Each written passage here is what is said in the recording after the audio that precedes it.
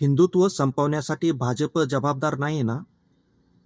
हा प्रश्न याच्यासाठी विचारावा लागतोय, कारण भाजप जो कोणी भाजपच्या विरोधात बोलेल किंवा RSSच्या विरोधात बोलेल, पंतप्रधानांच्या विरोधात बोलेल, तो हिंदू नाही, त्यांनी हिंदुत्व सोडलं, असं ते बोलतात.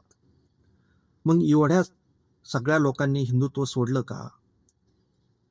आणि जर सोडलं असेल, तर मग भाजपने हिंदूला संपवलं नाही का?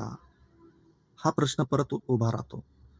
जागतिक पातळीवरती पंतप्रधान भारताची ओळख हिंदू राष्ट्र म्हणून नव्हे, तर नेहरू, गांधी, आंबेडकर आणि बुद्धांचा देश म्हणूनच अशी ओळख करून द्यावी लागते.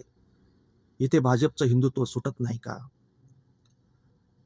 धर्मामध्ये द्वेष निर्माण होतो, त्यावेळेस हिंदुत्व सुटत नाही का? राम मंदिरात जमीन घोटाळा होतो, तेव्हा हिंदुत्व सुटत नाही का?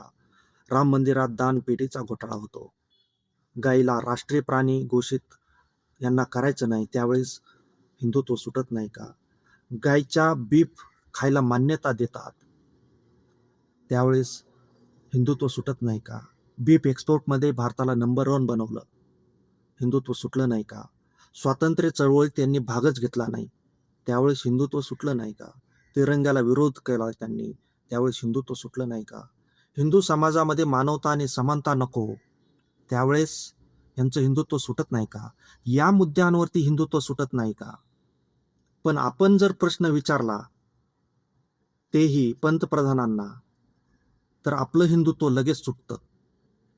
आणि जर एवढ्या लवकर जर हिंदुत्व सुटत असेल, तर हिंदुत्व संपवण्यासाठी भाजप जबाबदार असं का म्हणू नये? थोडा विचार